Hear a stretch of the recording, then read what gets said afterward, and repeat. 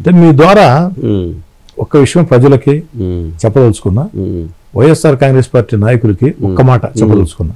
ఏంటంటే మాట్లాడితే వైసీపీ నాయకులు ఏమంటారంటే జగన్మోహన్ రెడ్డి గారు టికెట్ ఇచ్చాడు, ఆయన వదిలేశాడు, తల్లిపాల దగ్గర రొమ్ము గుద్దారు అంటారు.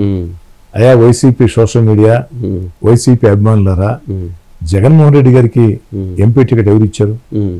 జగన్మోహన్ రెడ్డి గారి తండ్రి వైఎస్ రాజశేఖర రెడ్డి గారికి, రాజశేఖర రెడ్డి గారు గొప్ప నాయకుడు కాదన్న, వైఎస్ రాజశేఖర రెడ్డి గొప్ప నాయకుడు నేను కాదన్న, వైఎస్ రాజశేఖర రెడ్డి గారికి ముఖ్యమంత్రి పదవి ఎవరు ఇచ్చారు?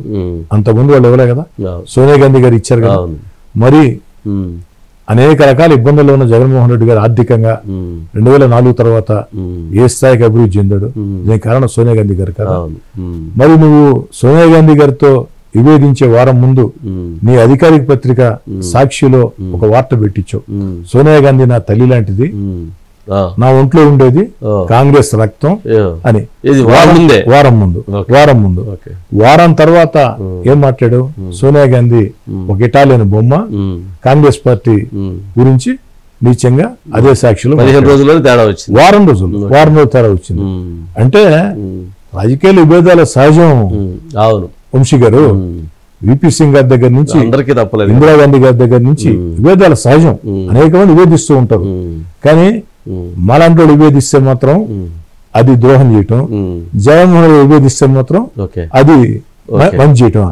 అంటే మీరు చేస్తే మాత్రం సంసారం, మేము చేస్తే ఇంకొకటే కాదు కదా, విభేదాలు సహజం కదా. కాబట్టి ఎందుకు టార్గెట్ చేయటం? YSR Congress party social media మరి 4 నెలల నుంచి వంశీ గారు ఆశ్చర్యకరంగా ఉంది. అందుకే నేను వైఎస్ఆర్ కాంగ్రెస్ పార్టీని ధైర్యంగా సోషల్ మీడియా ఎదుర్కోదలుచుకున్నా. మా టీంను కూడా సిద్ధం చేసాం. నిన్నటి నుంచే YSR Congress party state social మీడియాతో యుద్ధం స్టార్ట్ చేసాం. నిన్నటి నుంచే స్టార్ట్ చేసాం. రండి వైసీపీ రాష్ట్ర YSR Congress party social media మొత్తం రాష్ట్ర తెలుగుదేశం పార్టీ సోషల్ మీడియా పడలే. కోటమిరెడ్డి శ్రీధర్రెడ్డి తెలుగుదేశం పార్టీ కార్యకర్తగా, ఎమ్మెల్యే కాదు, ఒక్క తెలుగుదేశం పార్టీ కార్యకర్తగా నెల్లూరు రూరల్ లో ఉండే నా వెంట నడిచే నాయకులు కార్యకర్తలు మీకు సమాధానం చెప్తారు. రండి. అంటే మీకు ఇప్పుడు ఉన్న వాటిల్లో జగన్మోహన్ రెడ్డి గారికి అన్నిటికంటే బలమైంది వైసీపీ సోషల్ మీడియా. నేను దాన్ని సవాల్ చేయటం జగన్మోహన్ రెడ్డి గారితో సవాల్ చేసి నేను కూడా చాలా విషయాలు ఎప్పుడు కూడా హుందాగా మాట్లాడేవాడి విషయాలు. కానీ ఇటీవల కాలంలో జగన్ గారి భాష విన్న తర్వాత కొన్నిసార్లు కట్టుబాటు తప్పటం కాబట్టి నేను అడుగుతున్నాను, ఈ దేశంలో చంద్రబాబు గారిని వ్యతిరేకించే వ్యక్తులు కూడా ఆయన రాజకీయ అనుభవాన్ని గుర్తిస్తారా? దేశంలో ఉండే సీనియర్ రాజకీయ నాయకుడు, సమర్థ రాజకీయ నాయకుడు. నీ వయసు అంతా జగన్ రెడ్డి గారు, బాబు గారి వయసు అంతా. నెల్లూరుకు వస్తే చంద్రబాబు నాయుడు గారు నువ్వు బావిలో దూకు అంటాడు.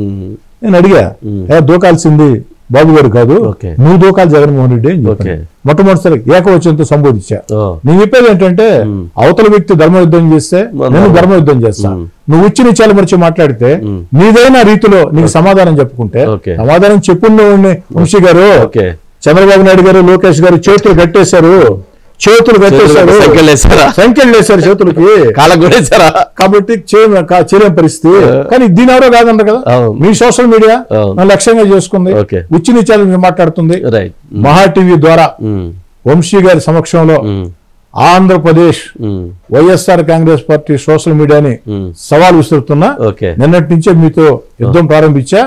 మీకు రాష్ట్ర తెలుగుదేశం పార్టీ సోషల్ మీడియా వెళ్ళా, తెలుగుదేశం పార్టీ వెళ్ళా, ఓ తెలుగుదేశం పార్టీ కార్యకర్తగా, నెల్లూరు రూరల్ శాసనసభ్యుడిగా నేను నా వెంట నడిచే నాయకులు కార్యకర్తలే మీకు సమాధానం చెప్తాం. ఆ పోరాటం ఎలా ఉంటుందో చూపిస్తాను. ఓకే, జగన్మోహన్ రెడ్డి గారితో కోటమిరెడ్డి శ్రీధర్రెడ్డి గారు డి అంటే డి అనబోతున్నారు. ఆ యుద్ధం ఎలా ఉండబోతుందో తెలుసుకునే ముందు ఒక స్మాల్ బ్రేక్.